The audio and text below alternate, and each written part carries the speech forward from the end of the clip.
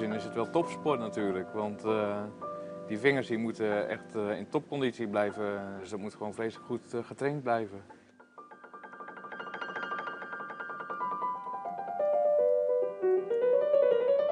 Dat is zo inspirerend gewoon om die noten te ontdekken, om die muziek te spelen, om daar steeds nieuwe dingen in te ontdekken.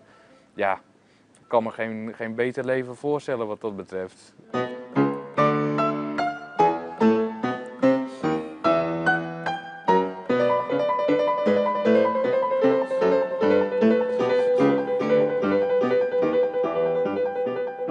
Pianist Hannes Minna groeide op in Ierseke. Hij wordt gezien als de beste jonge pianist van Nederland. Zijn grote doorbraak was de derde prijs op het hoog aangeschreven Koningin Elisabeth Concours in Brussel in 2010. Sindsdien won hij 2 Edisons voor klassieke muziek en speelt hij concerten in binnen- en buitenland.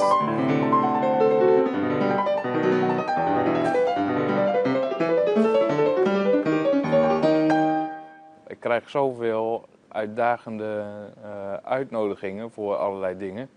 En ik ben heel gauw geneigd om die dan allemaal aan te nemen, maar er blijft heel weinig tijd over voor andere dingen, dat klopt wel.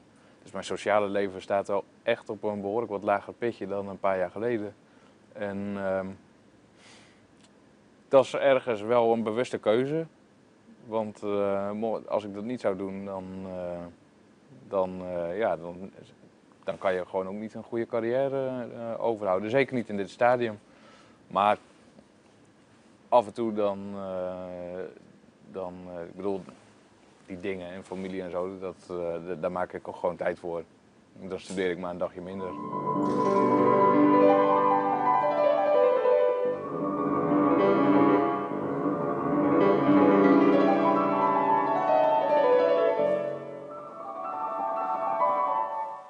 Nou, ik ben de vleugel een beetje aan het leren kennen. En dat duurt best wel eventjes, meestal bij mij. Ja, dat is natuurlijk toch het vervelende als pianist. In iedere zaal zit je weer met een ander instrument.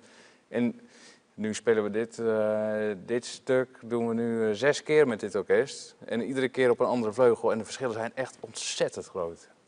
Deze is eigenlijk wel lekker. Deze is vrij licht. En dat komt goed uit, want het is ook een vrij licht stuk. En als je dan de hele tijd zo moet zitten duwen, dan klopt er iets niet.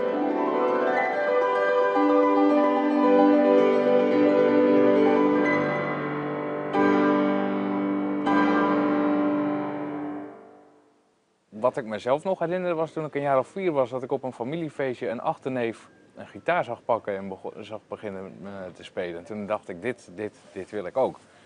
Dus toen heb ik mijn ouders duidelijk gemaakt dat ik op muziekles wou. En die hadden zoiets van, nou, dat is een bevlieging, we zien wel weer. Maar toen ik 7 was, toen was ik toch oud genoeg en ik wou dat nog steeds. Dus toen hebben mijn ouders een keyboard gekocht, omdat we een pianolerares in het dorp hadden.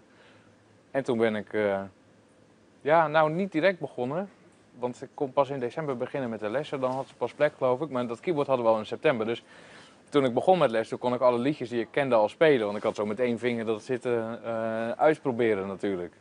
En mijn vader die had dan de handleiding van het keyboard gelezen. Dus die had ontdekt hoe je akkoorden kon maken en dat ook aan mij uitgelegd. Dus ik had zelfs al mijn eigen liedjes met akkoorden bedacht, eigenlijk voordat de eerste les begonnen was. Ik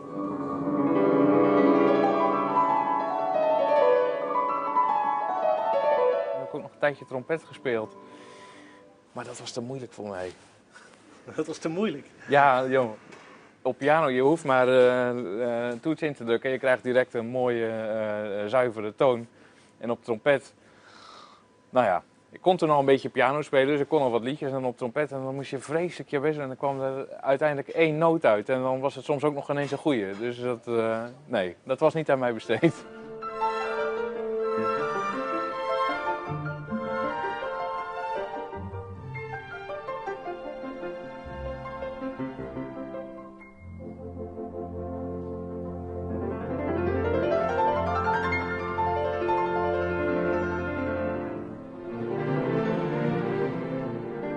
Ik wilde wel heel snel, geloof ik, al pianist worden.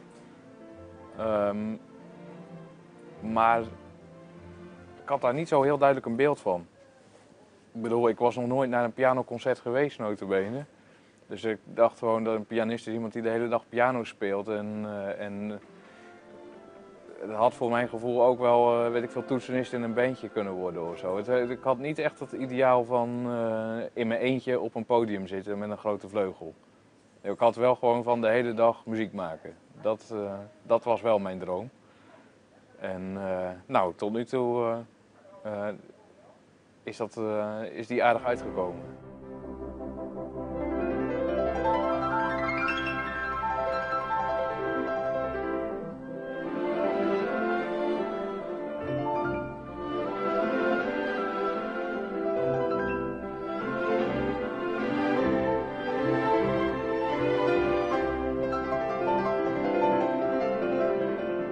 Het Elisabeth Concours is natuurlijk iets, dat heeft mijn carrière gewoon in gang gezet. Zonder dat Elisabeth Concours had ik nu niet hier gezeten. Dan was jij helemaal niet geïnteresseerd geweest om een portret van mij te maken. Dus dat is zeker heel belangrijk geweest en ook een onvergetelijke ervaring.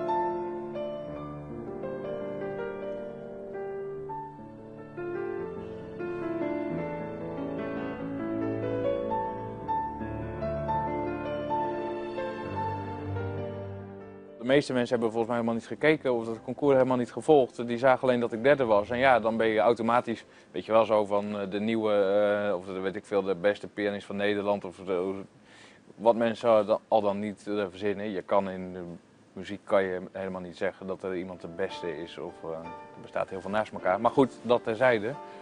Toen moest ik wel wat waarmaken natuurlijk. En ja, als ik daarop terugkijk, ik kon op zich wel een beetje piano spelen toen, maar ik had nog van heel veel dingen gewoon ook nog geen idee.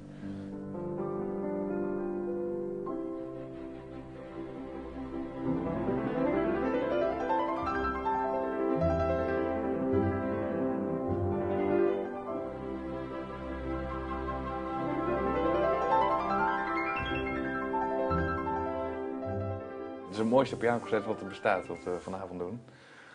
En het is het 4e pianoconcert van Beethoven. En het is heel bijzonder, want het begint met piano solo, vrij zacht. Terwijl een pianoconcert hoort te beginnen met een inleiding van het orkest.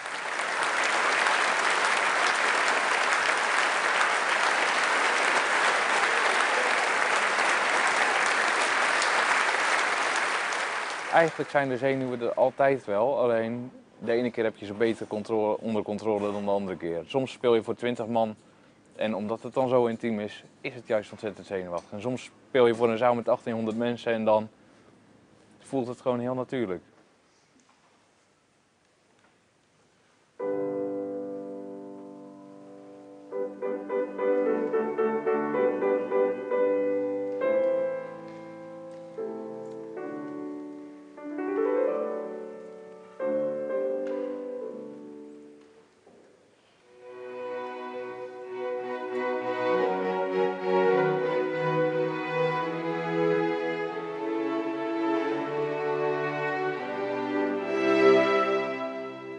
Ik heb gewoon heel veel concerten gewoon aangenomen en gedacht van, als het mislukt, dan, als ik door de mand val, dan val ik wel door de mand. En anders dan, ja, die mensen hebben mij gevraagd, ik doe gewoon mijn best en ik probeer er van te leren. Dat is denk ik de nuchtere Zeeuwse invloed. Maar ja, dit is dan natuurlijk wat je denkt, of wat je rationeel bedenkt, dat heb je aardig onder controle. Maar ik bedoel, ik heb er ook wel eens nachtjes kort van geslapen hoor. Ondanks de nuchtere Zeeuwse invloed.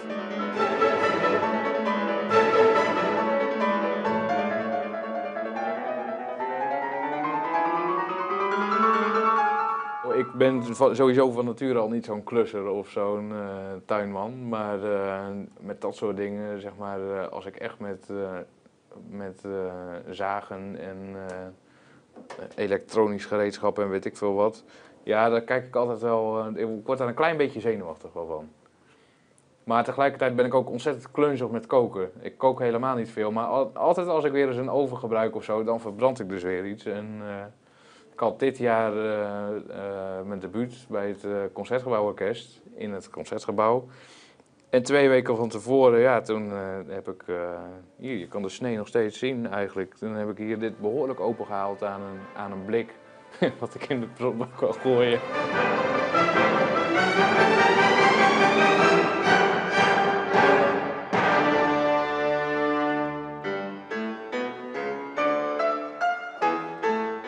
hoop gewoon dat ik op deze manier kan blijven doorwerken en met steeds meer succes. Want zo af en toe een weekje in Frankrijk of op festivalletjes zo her en der door Europa, dat smaakt wel naar meer. Het lijkt me leuk om dat nog verder uit te breiden.